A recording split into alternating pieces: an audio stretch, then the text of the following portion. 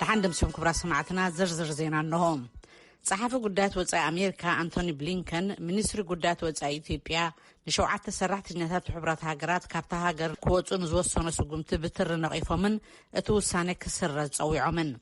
أوشت أو قدات إثيوبيا تالقاتهم بزبل كسي كابتا هاجر أوشت 72 ساعات كوت أوتومال زتحبروا دايركتور تكال تمهرتي سنفلتتن بهلن حبرات هاجرات مالتي نيسكو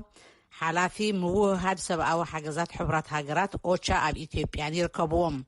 توسانه صباحتي أتحباري أوتشا مارتين غريفس سبسر حوت إميت أبتهاجر ير اللود إلهم دحر مغلاصهم يوم كابيت صحفت أنتوني بلينكن زوت أنا يصحف مغلصي توسانه نتزكاي زلو سبعة حجزات صعري دحرت زملسن نسقاي سلاماوي حزب زغاددن كبل غليصولهم بعد شوعة مسكرم ببريزيدنت بايدن زحالفت إزاز تغاس مجلس بلينكن بيت صحفتهم زاد لسقومتي كام موسار كم زي قطب تغيسلهم بتمساسالون كلاتهم عالم لختكالات نتزتوست سقومتي تسقط مغبار تمساسال سقومتي كوسدو تصويعهم أمو داتا بلينكن منجس إثيوبيا مس عالم لختكالاتن أكالات حبرات هاجراتن تحوابيرو نتزول الشجر إثيوبيا أم مكلال كسرحن نسب أو حاجة زي تقدب أفدقة كخفتن تصويعهم نزوج دايما الكتوى أن صحافة حبرات هاجرات مالي ترير مجلسي كم زوج أذكر كوينو تكال هتصانات حبرات هاجرات يونيسيف ون نتتكبر أزيو أحزان خبل لومي أبزوج مجلسي أفليت اللوم لسوس عمتات أبي إثيوبيا ندحنا هتصانات كم زسرحة زملكة مجلس يونيسيف حجي خناتات هتصانات إثيوبيا أب أزيو تأفف خناتات أبزل اللوان تسقمت موسادو كم زحزنون بمتكلو دما كاب صقع موساد تقطبن زي شراو أكل مخانون دقيمو أسميروم إذا خمزيلن كله نتقراي زم حدر زلو منقست مخانو زقلص بفيدرالاو منقست جن كام مزنتو زتالي أكل لومي أبزوج أو مجلسي نتتكبر أتريرو بمخنان أكلت منقس إثيوبيا ناب تقراي حاجز نخيبت صحكي قبروز تنحني 10 أوارح تقباري خبل قليصوام بزي قبروز اللو سفيح بروباغاندا نسبعه حاجز نزي مبصحون معرقبن غيرو يغوسغوس هالو نزبولو تكبارات فيدرال منقس دما اوشت او قدات القا نزي متاو بزبل مسمس ابلعل زيغاتاتو كبيد غبنات يفصمالو كبل كسيسوم اموداتا دما بايتو صطح حبرات هاجرات قلطف سغمتي وسيدو نزرأ زلو سبعو قلولاو مفتحي كنادي صويعو كورات خاتلتنا ابزو قداي تنتاني بوليتيكا وخنتاتن امباسادور يونايتد ستيتس ابي اثيوبيان نزنبرو ديفيد شين ازراريبنا لنا دحر زينا كقربيو تخاتلونا ابي اثيوبيا كلل بنشانغول غومز زوبا كماشي وردا سيدل عطقات بوحدو 2 سبات قتيلهم 145 سبات كاجاو يم كبل كوميشن سباو مسلات اثيوبيا فليتوم ات كوميشن لومي ابز زرغحو مغلصي اب تخلل بفلاي اب متكلن زوبا كماشين دحنነት زيغاتات نمرغغاص بمنግስት زوسدو سقمتي كقلاطفون تلابيو ካብ 12 መስከረም ጀሚሩ ነበርት ተኸባቢ ዕጡቃት ጉሙዝ ዮም ብዝበልዎም 145 ሰባት ተወለድቲ ብሄረ ጉሙዝ ዝኾኑ ከም ዝተጨውዩ ምንጭታት ብምግላጽ እቲ ኮሚሽን ይገልጽ እቶም ዝተጨውዩ ኣንስቲ ቆልዑን አረጋውያንን ዝሕውስዩ ዝህብዎ ምኽንያት ከዓ ንዕላማና ኣይደገፍኩምን ዝብል ምዃኑ ሃዲሞም ዘምለጡ ሰባት ብምጥቃስ እቲ መግለጺ ይሕብር ኣብቲ እዋን ብውሕዱ 2 ሰባት በቶም ዕጡቃት ከም ዝተቀትሉን ዝተጨውዩን ምን ክልባት ይወጽሖም ኣሎ ኢሉሎም 5000 ሰባት እውን ከም ዝተመዛበሉን ተገሊጹሎም ንዝሓለፉ 5 መዓልታትን ኣብ መንጎ ሓይልታት ጸጥታን እቶም ዕጡቃትን ኩናት ይካየድ ምህላውን ንነበርቲ ሰደል ናብ ደሌት ዝተባሃለት ቦታ ንምህዳም ጻዕሪ ይግበር ከም ዘሎን ዝገለጸት ኮሚሽን እቲ ዝተዋፈረ ሓይሊ ጸጥታ እኹል ኣይኮነን ኢሉሎም ኣብ ወረዳ ሰደል ካብ ዝሓለፈ ወርሒ ጀሚሩ ኣብያተ ዕዮ መንግስቲ ከም ዝተዓጽውን ገሊጹ ክብል መለስካቸው ኣምሃ ካብ አዲስ አበባ ሓቢሩሎም እዚ ሬድዮ ድምጽ ኣሜሪካ እዩ ሱዳናውያን በሲቪል ዝተመርሐ ናብ ዲሞክራሲ ዝግበር ስግግር በመደጋፍ ኣብ ካርቱም ትማሊ ሰልፊ ካይዶም ሱዳን ኣብ ዝእዋን መሰጋገሪ መንግስቲ ሲቪልን ወተሃደርን ዝሓቆፈ ቤት ምኽርኒዮም ዘመሓደርዋ ዘለዉ እዚ ከምዚልን ከሎ ኩነታት ኢኮኖሚ ሱዳን ይመሓያሻል ክብሉ ፕሬዚደንት ባንክ ዓለም ዴቪድ ማልፓስ ተዛሪቦም እቲ ሃገር አልበሽር ካብ ስልጣኖም ካብ ዝውገዱ ካብ 2019 ዓ.ም ንነጀው ብፋይናንሳዊ መዳይ ተንጠልጢላ ጸኒሓ ኩራ ሰማዕትና ሱዳን ዝምልከቱን ድሕሪ ዜና ተወሳኺ ክህልወና እዩ ሕብራት መንግስታት ነቶም ብጽንኩር ደርቂ ዝተጠቕዑ 1.3 ሚልዮን ኬንያውያን ሓገዝ ዝውዕል ናይ 139 ሚልዮን ዶላር ሓገዝ ተማሕጺኑ ኣብ ኬንያ ክልተ ናይ ዝናብ ወቅቲ ብተኸታታሊ ትሑት ብምንባሩ ጽንኩር ዋሕዲ ምግቢ ኣስዒብሎም ኣብ ኬንያ ኣተሓባባሪ ፕሮግራም ምግቢ ዓለም ስቴቨን ጃክሰን ብዙም ኣቢሎም ካብ ናይሮቢ ከም ዝበልዎ ጽንኩር ጉድለት ኣመጋግባ ይንህር ኣሎ ኢሎም ኣለዉ 465,000 ቆልዑን 96,000 ነፍሰ ጾራትን ዘጥቡ ኣዴታትን ኣብ ጽንኩር ኩነታት ጉድለት ኣመጋግባ ከም ዝርከባውን ገሊጾም ብዙሓት ከዓ ህጹጽ ሃናጺ ምግቢ ዘድልዮም እዮም ክብሉ እውን ኣጠንቂቖም ኣለዉ እዚ ሬድዮ ድምፂ ኣሜሪካ እዩ ሓደ ላዕለዋይ ኣባል ፓርላማ ማላዊ ኣብ ውሽጢ ህንጻ ፓርላማ ሃገር ርእሰ ቅትለት ፈጺሞም ካልኣይ ምክትል ኣፈ ጉባኤ ፓርላማ ማላዊ ዝነበሩ ክላይመንት ቺዋዋ ዕድሚኦም 50 ዓመት ክኸውን ከሎ ትማሊ ድሕሪ ቀትሪ ኣብ ውሽጢ ሃገራዊ ዋዕላ ባዕሎም ብጥይት ርእሶም ከም ዝቀተሉ ተገሊጹሎ እቲ ፍጻሜ ብዛዕባ ኩነታት ጸጥታ ፓርላማ ሃገር እውን ስክፍታ ፈጢሩሎ ቺዋዋ ርእሶም ብጥይት ወቂዖም ተባሂሉ ዘሎ ነዚ ክገብሩ እንታይ ደፋፊዎም ዝብል ግን ዝርዝሩ ገና ብትክክል ኣይተፈልጠን ዘሎ እቲ ፓርላማ ኣብ ዘውፅኦ መግለጺ ብዛዕባ እቲ ጉዳይ ኣብ ግቡእ እዋን ንህዝቢ ክንገር ሕጂ ፖሊስ ማላዊ ይምርምሮ እዩ ዘሎ ኢሉሎም ሓደ እዋን ንተቃዋሚ ፓርቲ ግንባር ሕብረት ዲሞክራሲ ወኪሎም ኣባል ፓርላማ ዝነበሩ ቺዋዋ ኣብዚ እዋን ሞቶም ግን ኣብ ስልጣን ኣይነበሩን ናይ መወዳእታ ዜና ናይ ኣሜሪካ ፕሬዚደንት ጆ ባይደን 3.5 ትሪልዮን ዶላር ዝዋግኡ ኣብ ኣሜሪካ ክንክን ህጻናት ሓለዋ ጥዕናን ንጹህ ጸዓትን ብዝለዓለ ዘስፋሕፍሕ ፓኬጅ ወይ ከዓ ጠቕላል ንምሕላፍ ኣብ ኮንግረስ ካብ ናይ ባዕሎም ፓርቲ ተቃውሞ ከም ዝገጠሞም ተፈሊጡ እዚ ኣብ ሚልዮናት ኣሜሪካውያን ጽልዋ ዝህልዎ ትሪልዮናት ዶላራት ወጻኢ ዝኾነሉ ናይ ፕሬዚደንት ባይደን ስልጣን ወሳኒ ዝኾነ ሕጊ መጻኢ ዕጭኡ ኣብቶም ዝቕጽሉ ሰሙናት ክውሰን እዩ ባይደን እቲ ሕጊ ንኽሓልፍ ዝለዓለ ተስፋኦምን ተገለጹ እውን ናይ ሪፓብሊካውያን ደገፍ የብሉን ገስጋሳይ መርገፂ ዘለዎም ዲሞክራት ድማ ካብቶም ለዘብተኛ ዝተፈለየ መርገፂ ሒዞም ኣለዉ እቲ ሕጊ ነፃ ትምህርቲ ናይ ማሕበረሰብ ኮሌጅ ክንክን ህፃናት ንምሕጋዝን ምምዋል ሓለዋ ጥዕና ንምስፋሕን ዝኸውን ገንዘብ ንምርካብ ኮርፖሬሽናትን ዝለዓለ ኣታው ዘለዎም ኣሜሪካውያንን ዝኸፍልዎ ግብሪ ሓፍ ዘብል እዩ ሪፓብሊካውያን ብመንግስቲ ዝምወሉ ፕሮግራማት ንኣሜሪካውያን ዝጎድኡ ክብሉ ይቃወምዎ ዜና በዚ ተፈጺሙ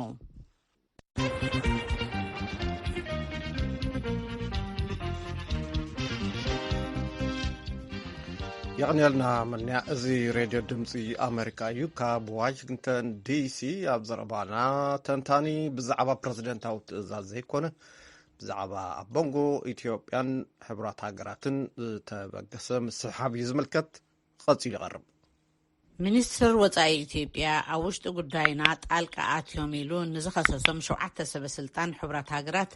ኣብ ውሽጢ 72 ሰዓታት ካብ ግዝኣቱ ንክወፁ ከም ዝኣዘዘ ትማሊ ገሊፅና ነርና ነዚ ኣመልኪቱ ርእይቶ ዝሃቡና ተንታኒ ፖለቲካዊ ኩነታትን ኣምባሳደር ዩናይትድ ስቴትስ ኣብ ኢትዮጵያ ዝነበሩ ዴቪድ ሼን መንግስቲ ኢትዮጵያ ዝወሰዶ ስጉምቲ ከቢድ ሳዕቤን ክህልዎ እዩ ክብሉ ገሊፆምልና ኣለዉ በትረ ስልጣን ኣዘራሪቦም ናብኡ ክሕልፈኩም ኣብ ውሽጣዊ ጉዳይ ሓንቲ ሃገር ጣልቃ ምእታው ክበሃል ከሎ እንታይ ማለት እዩ ዝብል ሕቶ ኣቕሪብና ኣሎ ንኣምባሳደር ዴቪድ ሺን It can in fact identify true acts of meddling. ሓቀኛ ጣልቃ ምትእትታውን ክፍጠር ይኽእል እዩ እንተኾነ ኣነ ክሳብ ዝፈልጦ መንግስቲ ኢትዮጵያ ክሳብ ዝሰዓት እዚ ጭብጢ ኣይሃበን ዘሎ ወይ ከዓ ኣልዕል ኣቢሉ መብርሂ ከይሃበ መግለፂ ከውፅእን እዞም ሰባት እዚኣቶም ኣብ ግዝኣተይ ክጸንሑ ኣይደልዮምን እየ ክብልን ይኽእል እዩ መንግስቲ ኢትዮጵያ ዛጊድ ዝሃቦ ጭብጢ ግን ኣይረኣኹን መንግስቲ ኢትዮጵያ ንዝወሰዶ ስጉምቲ ትርጉሙን ሳዕቤኑን ዶ ክገልጹለይ ኢለዮም ንኣምባሳደር ዴቪድ ሼን ከምዚ ይብሉ I think the consequences are serious for Ethiopia. I believe ከም ዝመስለኒ ኢትዮጵያ ከቢድ ሳዕቤን ከምፀላ እዩ ካብ ሕብራት መንግስታት ዝወፀ ግብረ መልሲ ተርር እዩ ዝያዳ እናተረረቡን ይክኸይድ ካብ ሚኒስተር ወፃኢ ኣሜሪካ እውን ብርቱዕ ግብረ መልሲ ከም ዝተውሃበ ርኢና ኣለና ኣብዘን ቀረባ መዓልታት ካብ ሃገራት ኣውሮፓ እውን ተመሳሳሊ ግብረ መልሲ ንጽበአ ኣብ ዝተናውሐ መስርሕ ንኢትዮጵያ ዝሃሲ ክኸውን እዩ ከም ዝፈልጥዎ ኢትዮጵያ ማእከል ዲፕሎማስን ፖለቲካን ኣፍሪቃ እያ ብመንፅር እዚ ዝህልዎ ትርጉም ዶ ክገልጹለይ ኢለዮም ንኣምባሳደር ዴቪድ ሼን Well, it may not have much implication for the views of other African countries. ቀንዲ ቤት ጽሕፈት ሕብረት ኣፍሪካ ኣብ ኣዲስ ኣበባ እዩ ዝርከብ እዚ እውን ዝቕየር ኣይኮነን ኣብ ልዕሊ መራሕቲ ኣፍሪካ ዝህልዎ ጽልዋ ማዕረ እቲ ኣብ ልዕሊ መራሕቲ ምዕራባውያንን ሕቡራት መንግስታትን ብሓባርን ኣይክኸውንን እዩ። ስለ ዝኾነ ግብረ መልሱ ተሪር ክኾን እዩ። ከም ውፅኢቱ ድማ ርክብ ኢትዮጵያ ምስ ምዕራባዊ ዓለም እናንቆልቆለ ክኸይድ ክትርኢ ኢኻ። ሚኒስትር ወፃኢ ኣሜሪካ አንቶኒ ብሊንከን ናብ ህዝቢ ኢትዮጵያ ሰብኣዊ ቀረባት ንኸይባጻሕ ንዘተዓናቕፉ ወገናት ግብረ መልሲ ንምሃብ ፕረዚደንት ባይደን ዘሕለፍዎ ትእዛዝን ካልኦት መሳርሕን ካብ ምጥቃም ዓዲ ኣይንውዕልን ከም ዝበሉ ይዝከር እዩ። እዚ ብሚኒስትር ወፃኢ ዝረበሉ ዘሎ ስጉምቲ እንታይ ክኾን ይኽእል ኢለዮም ንኣምባሳደር ዴቪድ ሽን ከምዚ ኢሎም መለሱ። It's very important to understand what the President Biden's executive order laid the legal groundwork for a couple of weeks. ፕሬዚዳንት ባይደን ዘሕለፍዎ ውሳነ ንሕጋዊ መስርሕ መሰረት ምዃኑ ክንርዳእ ኣገዳሲ እዩ። ኣብ ልዕሊ ውልቀ ሰባትን ጉጅለታትን ዘነጻጸረ እገዳ እዩ። ምስ መንግስቲ ኢትዮጵያ ዝወገኑ ክኾኑ ይኽእሉ ወይ ከዓ ምስ ሕወሓት። እዞም ውልቀ ሰባትን ጉጅለታትን ረድኤት ናብ ሰሜናዊ ኢትዮጵያ ብሕልፊ ናብ ትግራይ ንከይሓልፍ ዝዓንቀፉ እዮም። ኣብ ልዕሊ ውልቀ ሰባት እምበር ንመላእ ኢትዮጵያ ዝምልከት እገዳ ዘይምዃኑ ምርዳእ ኣገዳሲ እዩ። ኢትዮጵያ ምስ ምዕራባዊ ዓለም ዝነበራ ዲፕሎማስያዊ ጽምዶ የንቆልቁል ከም ዘሎ ዝዛረቡ ኣምባሳደር ዴቪድ ሽን ብሕልፊ ምስ ዩናይትድ ስቴትስ ዘሎ ዲፕሎማስያዊ ርክብ ብናህሪ ይበላሸሎ፣ እዚ ነገር እዚ ምስ ካልኦት ምዕራባውያን ሃገራት ብተመሳሳሊ እናዓመቐ ክኸይድ እዩ ባህላይ እዮም። ሕብረት ኣውሮጳ ዛጊድ መግለጺ ዘይምውፅኡ ሚስጢሩ እንታይ ክኾን ይኽእል ተባሂሎም እቲ ሕብረት ናይ ዝተፈላለያ መንግስታት ድምር ከም ዝኾነን ናብ ሓደ ምርድዳእ ንምምጻእ ንውሕ ዝበለ ግዜ ከም ዝወስድ ኣቐዲምና ክንርዳእ ይግባእ ባህላይ ኮይኖም ኣለዉ። ዋና ጸሓፊ ሕቡራት ሃገራት ብወገኖም እቶም ካብ ኢትዮጵያ ንክባረሩ ዝተወሰኖም ሰራሕተኛታቱ ስርሖም ዝቕጽልሉ ኣገባብ ምስ መንግስቲ ኢትዮጵያ ይዘራረበሉ ኣለኹ ዝብል መግለጺ ከም ዘውፅአ ብምዝኽኻር ኢትዮጵያ ኣብ ውሳንኣ እንተጸኒዓ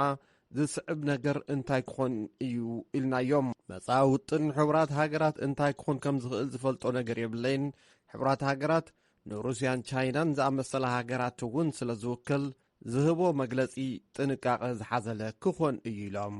እቶም ኣብ ውሽጢ 72 ሰዓታት ካብ ኢትዮጵያ ንክወፁ ዝተኣዘዙ ሰራሕተኛታት ሕቡራት ሃገራት ኣብ ሓላፍነት ቦታ ዝነበሩ እዮም። ዝትክኦም ክሳብ ዘይተረኽበ ጻዕርታት ሰብኣዊ ሓገዝ ኣብ ሰሜን ኢትዮጵያ ብሕልፊ ኣብ ትግራይ ዝልከም ዶ ይመስሎም ተባሂሎም ዴቪድ ሽን ክምልሱ ከለዉ ቀረብ ሰብኣዊ ረድኤት ቅድም ኢሉ እውን ተዓናቒፉ እዩ። ሕቡራት ሃገራትን ዘይመንግስታዊ ትካላትን ብሕልፊ ኣብ ትግራይ ንዝገብርዎ ስራሕቶም ካብ ምሕዳር ጀሚሩ ይተዓናቐፍ ከም ዝነበረ ገሊጾም እዮም። እዚ እውን ንኣብነት ኣብ መንጎ ዩናይትድ ስቴትስን ኢትዮጵያን ዘይምርዳእ ዝፈጠረ እዩ። እዚ ጸገም እዚ ዘይፍታሕ እንተኾይኑ ሳዕብየን ክህልዎ እዩ ኢሎም ዴቪድ ሽን ምስ ቪኦኤ ትግርኛ ኣብ ዝነበሮም ቃለ መሕትት።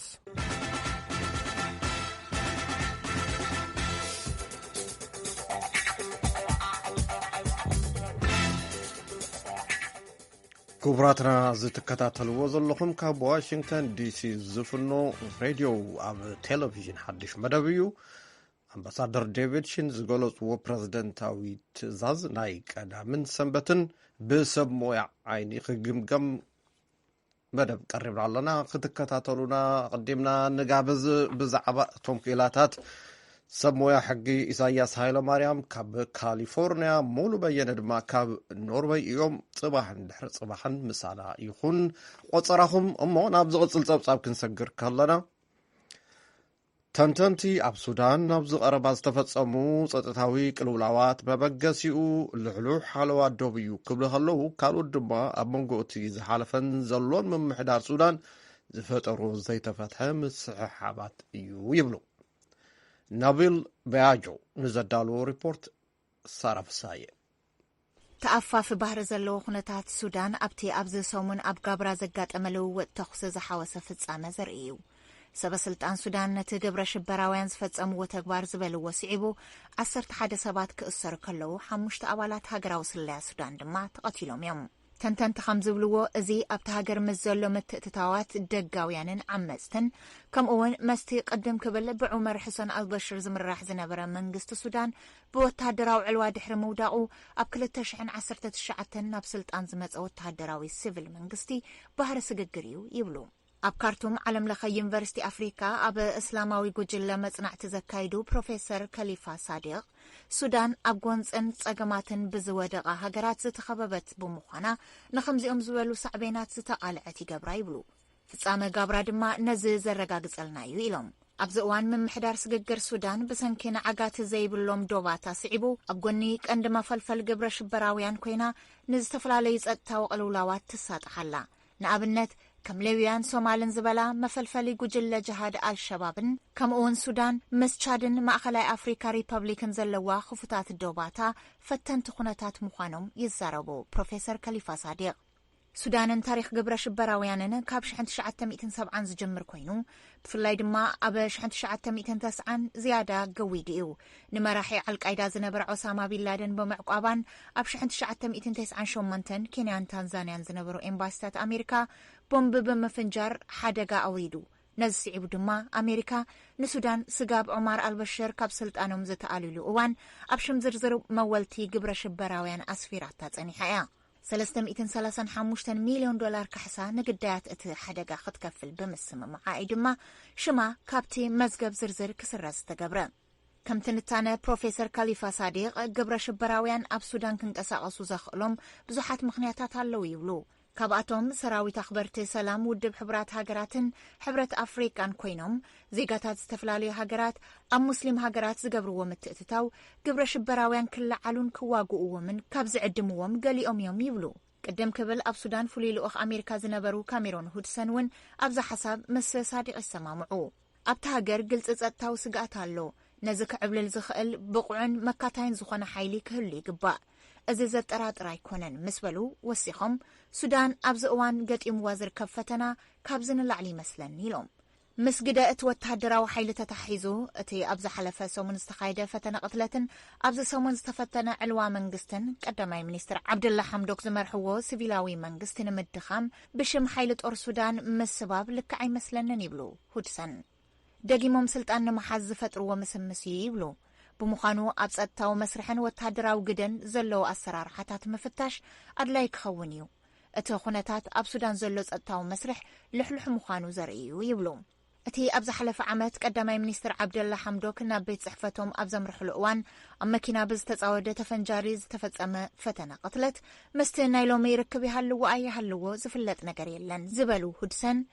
ከምኡውን ንመንነትን ዕላማን እቶም ዝተታሕዙ ኣሸበርቲ ሰበስልጣን ሱዳን ዝበልዎ ነገር እንተዘይሃለዎ እውን ከም ዝመስለኒ ግን እቲ ኣብዚ ሰሙን ዝተፈጸመ ዝተፈለየ እዩ። ምናልባት ስጋብ ሕዚ ኣብ ስልጣንን ኣብቲ ሃገርን ዘለዉ ኣካላት እቲ ዝወደቐ መንግስቲ ሓዊሱ ኣኽረርቲ እስልምና ኣብ ውሽጢ ኣለዉ። ይኹን እምበር ዋህዮ እቶም ቀንዲ ግብረ ሽበራውያን እዮም ኢሎም ግን ኣይኣምንን ይብሉ። እንተኾነ ግን ኣብ መንጎ ሰበስልጣናት እቲ ዝነበረ ምምሕዳርን ኣኽረርቲ ግብረ ሽበራውያን ግን ዝኾነ ምድርራባት ዘሎ ይመስለኒ። እዚ መስቲ ዓለም ለኻዊ ግብረ ሽበራ ርክብ ይሃልዎ ኣይሃልዎ ግን ስጋብ ሕዚ ዝተፈልጠ ነገር የለን ኢሎም ሁድሰን።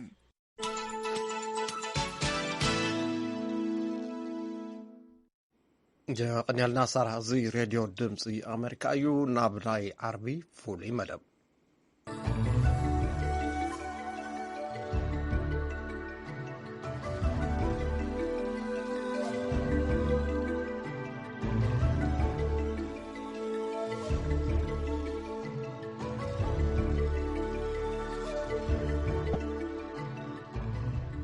ንኣባል ቤት ምክሪ ክልል ትግራይን ኣባል መሪሕነት ባይታ ዓባይ ትግራይን ኣቶ ኪዳን ኣመነን ኣባል መሪሕነት ፓርቲ ነጻነት ትግራይ ኣቶ መሓሪ ዮሃንስን ኣብ ዘቐረባ ዝሃብዎ ቃለ ምልልሳት ኣመልኪትና ዘቕረብናዮም ክተዓት 3 ተጋሩ ሎሚ ክንዛዝሙ ኢና። ኣጋይሽና ፕሮፌሰር ጌታቸው ኣሰፋ ካብ ካልጋሪ ካናዳ፣ ጌታቸው ተማረን መርሲኤ ኪዳንን ካብዚ ካብ ዩናይትድ ስቴትስ እዮም።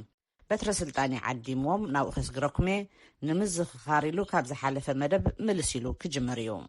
ናብ መሓሪ ዮሃንስ ክወስደኩም ከምቲ ዝበልክዎ ካብ ናይ መሓሪ ግዜ ዘይህብን ህፁፅን ነጥቢ ረኺበሉ ኣለኹ ኢልኩም ትጠቕስዎ ኣሎ እንተኮይኑ መርሴ ናይ መሓሪ ብጣዕሚ ኣገዳሲ ዝኾነ ዘለዓለ ሓሳብ እንታይ እዩ? ናይ ሓሳብን ናይ ቪዥንን ሕፅረት ኣብ ሕወሓት ከም ዘሎ፣ ናይ ዓቕሚ እውን ሕፅረት ከም ዘሎ ቅድሚ ወላ ቅድሚ ተኹናት እውን ንሳቶም በዓል መሓሪ ይኹን በዓል ኪዳነ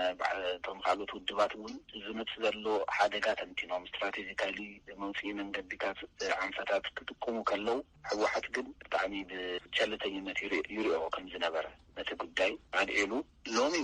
ሎሚ ውን ተመሳሳሊ ፀገም ከም ዘሎ ብዙሕ ሰብ እንታይ ዝብል ሓሳብ ኣለዎ ብኡ ተደረሰ ክብሩ ዝደሊ እቲ ኩናት ምስ ተወድአ ነቲ ናይ ኣመራርሓ ምምጥጣን ካልኦት ምሕዋስ ናሓስበሉ ይብል ማሕሪ እውን ዘልዓሉ እንታይ እዩ እቲ ፖለቲካዊ ውድቀት እቲ ፖለቲካዊ ዓቕሚ ዘይምህላው ስትራቴጂክ ዓቕሚ ዘይምህላው ነቲ ኩናት እውን ከይንስዕር ክገብረና ይኽእል እዩ ባይዘወይ ክንስዓር እውን ንኽእል ኢና ስለዚ ቶሎ ክንመዕራረየላ ይግባእ ሓሳብ ዘለዎም መናእሰይ ምሁራት ሽማግለ ዓበይቲ ዓዲ ክኢላታት ዝሓወሰ ቤት ምኽሪ ምጥያሽ ብጣዕሚ ኣገዳሲ እዋናዊ ቱሌት ኮይንና ኣለና ሕወሓት ኣመራርሓ ናብዚ ቅልውላው ኣእዝዩና እዩ ክንወፅእ ዝገበረና ብፍላይ ኣብ ትግራይ ብነበረ ኩናት ቶም ወተሃደራዊ መራሕቲ ኣብ ዝገበሩ ኣመራርሓን ተሓድሽ ወለዶ ውፉይ ኮይኑ መስዋዕትነት ክኸፍል ድሉ ምዃኑ ክልቲኦም እዮም ኣብኡ ዝነበረ ወተሃደራዊ ኣመራርሓ እዩ ናብዚ ኣብቲ ወተሃደራዊ ዓወት ኣብፂሑና ሎሚ ግን እቲ ኩናት እናሰፍሐ ናብ ኮንቬንሽናል ናዓበየ ምስ ከደ ግን ፖለቲካዊ ኣመራርሓ ናይ ግድን የድሊ እዩ እቲ ፖለቲካዊ ኣመራርሓ ከዓ ናብ ውድቀት ዘምፀና መሊስካ ክትተክሎ ኣይግባእን ሓሳባት ዝተፈላለዩ ሓሳባት ዝስምዑሉ ናይ ሓባር ኣካል ክጣይሽ ናይ ግድን እዩ ካብቲ ሓንቲ ኣንግል እስከ ከልዕለልኩም ክሳብ ሎሚ ዝተረኽበ ፖለቲካውን ወተሃደራውን ምዕባለታት ግስጋሴታት ዝዓግብ እንድሕር ኮይኑ እዚ ንስኻትኩም ትነቕፍዎ ዘለኹም ፖለቲካውን ወተሃደራውን ሓይሊ እዩ መሪሕዎ ስለምንታይ ትነቕፍዎ ካብ ምጥርጣርስ ኣብ ግብሪ ኣብዚ ዶ በቂዕና ኣለና ትብሉ የለኹምን ተበልኹም ካብዞም ዝሰምዑኹም ዘለዉ ገሊኦም እንታይ ትብሉ ብጣዕሚ ጽቡቕ ሕቶ በድረ ክልተ ሰለስተ ነገራት ኣብ ናይ ትግራይ ፖለቲካ ኣብዚ ሕዚ ህልው ፖለቲካ ክደባለቑ ይርኦም ሓደ እቲ ሕዚ ትግራይ በፂሓቶ ዘላ ካብቶ ዘጋጠማ ውድቀት ዝወፀትሉ መንገዲ ኣመራርሓ ናይ ባዕሉ ተራ ዋላ እንተሃለዎ ብዋናነት እቲ ምስጋና ንህዝቢ ይህዋው ዝግባእ ኣብ መበል 21 ክፍለ ዘመን ዝጠመዩ ህፃናት እንዳረኣና ሕዚ በፂሕናዮ ዘለና ዓብዪ ዓወት ኢልካ ክትኮርዕ ብጣዕሚ ከቢድ እዩ ካብኡ ቀፂሉ ተሓሳስ ኣከባቢ ጥሪ ኣከባቢ ንረኽቦም ዝነበርና ርእቶታት መረዳእታታት ተሓድሽ ወለዶን እቲ ገባር ሓረስታይን እቲ መንግስቲ ትግራይ ዝበሃል ዝነበረ ሕወሓት ፈሪሱ ተፈራሪሱ በቦትኡ ተበታቲኑ እንዳሃለወ እቱ ቃልሲ ህዝቢ ትግራይ ሳልሳይ ወያነ ህዝቢ ትግራይ ተቆፃፂሉ ንኽቐፅል ዝገበረ ተሓረስታይ ትግራይ እዩ ገና ህልውናና ሙሉእ ዝተረጋገፀ ኣይኮነን ዝተፈላለዩ ሓይልታት ሕጂ እውን ፀገም ኣሎ ጥሜት ኣሎ ካብኡ ንላዕሊ ካብቲ ጥሜትን ካብቲ ዝተፈላለዩ ሓይልታትን ዘውፅኽዎ ዘሎ በደል ድማ ናይ ትግራይ ማሕበረ ኢኮኖሚያዊ ከምኡውን ስነ ልቦና ናይቲ ማሕበረሰብ እውን ተጎዲኡ እዩ ነዚኦም ንምፅጋን ነዚኦም ንምሕብሓብ ንምልዓል ዓብዪ ዋጋ ይከፍለና ማለት እዩ ስለዚ ንሓደ ፓርቲ ትዎ ነገር ኣይኮነን ይፍለል ሕጂ ንሓደ ፓርቲ ኣይኮነስ ማሕበረሰባዊ ዝኾነ ዓወት እዩ እሞ ኣብ ማሕሪና ፀኒሕና ሓደ ዕድል ክበኩም ካብ ናይ ማሕሪ ዮሃንስ ህፁፅ ግዜ ዘይህብ ቀልጢፉ ትኩረት ዘድልዮ ጌታቸው ኣሰፋ ማሕሪ ዘድዕሎ ምግባር ዓቕሚ ናይ ጎሊፉ ዝረአየኒ ህፁፅ እውን ኢለዛኖ ኩናት ክንኣቱ ከለና እውን ናይ ሓሶት ነገራት ክህሉ ይኽእሉ እዮም ህዝቢ እውን ኩናት ላለና እውን ክህሉ ይኽእሉ እዮም ዝሰግእ እሱ ደግሞ ምስቲ ዓቕሚ ምስኣን ተፀንሐ ከለውን እኮ ዝፍጠር ነገር ኣሎ በቃ እናፀንሐ ክኸተል ሓደ ግን እናተሓታትነት ቀፊኡ ባዕለይ ተሓዲሰ ባዕለይ ህዚ ከም ሓድሽ ተወሊደ እናበለ እንድሕር ቀሲሉ እንታይ እዩ ዝገብሮ በቃ ዘስክኦ ነገር የለን በቃ ይቅፅል ማለት እዩ እዚ እውን ካሊእ ቃል ደልዩ ካሊእ ናይ ፖለቲካ ኣባሃላ ደልዩ ሓዳሽ ተባሃለ ፀገም ብሓድሽ ስም ይፅዋዓ ይቅፅል ማለት እዩ እና እሱታት ብዝተፈላለየ መልክዑ ኣብቲ ናይ መሓሪ ሪአ ኣለኹ ኣነ እውን ዝርድአኒ ከምኡ እዩ ያዕነለይ እሞ ንመሓሪ ትነቕፍሉ ነጥቢ ጌታቸው ተማረ ትነቕፍሉ ነጥቢ ማለት ንምንቃስ ሓደ ግልፂ ክገብሮ ዝደሊ ማለት እዩ ሕጂ ምስ መሓሪ ንፈላለየሎም ሓሳባት ክህሉ ዝኽእሉ እዮም ኣለዉ እውን ግን ካብቱ ዘቕረቦ መረዳእታ ከም ገለልተኛ ወይም ከም ሓደ ሰብ ኮይነ ክሪኦ ከለኹ ብጣዕሚ ዝወፀ ነገር ዝገበሮ ንናይ ትግራይ ፖለቲካ ንናይ ትግራይ ማሕበረሰባዊ ጥቕሚ ንኸይሕሎ ዝሰንዘሮም ሓሳባት ነይሮም እዮም ኢለ ይኣምን ብውልቀይ ንኡ ዝብለሉ ምክንያት ምንታይ ከም ሓደ መንእሰይ ኣብቲ ኩናቱ ናይ ባዕሉ ዝተዋፅኦ ዝገበረ ኣብ ናይ ፖለቲካ ትግራይ ቀዲሙ ዝተዋስአ ማለት እዩ ሓሳቡ ብግልፂ ዘቐመጠ ሰብ እዩ መሓሪ ነዚ ዘልዕል ዘለኹ ያው ትዛሃብካ ዕድል ተጠቂመ በትረ እቶም ዝሪኦም ተቃውሞታት ፍላይ ከም ናይ ሕወሓት ደገፍቲ ዝመፁ ሓደሓዲኦም ድማ ናይ ሕወሓት ደገፍቲ እውን ኣይኮኑን ግን ብዋናነት ሕወሓት ኣብ ትግራይ ንክቕፅል ዝደልዩ ሓይልታት እውን ወይም ግለሰባት ክህሎም ይኽእል እውን ዝህብዎ መረዳእታ ወይ ምርኢት ኣሎ ንመሓሪ ወቃሳይ ናይ ባዕሉ ሓሳብ ዘይብሉ ኩሉ ግዜ እናንፀርፀረ ዝነብር ዓይነት ነገር ምሲልካ ናይ ምምሳል ኣብ ትግራይ ፍልይ ዝበለ ናይ ፖለቲካ ሓይሊ ክመፅእ ከሎ ንምንታይ ኢኹም ናይ ባዕልኩም ሓሳብ ሒዝኩም ዘይትመፁ እንዳልካ ምስ ምኻቕ ማለት እዩ ዋላት ናይ ባዕሎም ሓሳብ ብጣዕሚ ብግልጽ ኣቕሚጦም እንዳሃለዉ ዝደልይዎ ቪዥን ራእይ እንታይ ምዃኑ ኣቕሚጦም እንዳሃለዉ ማለት እዩ ስለዚ ኣነ መሓሪ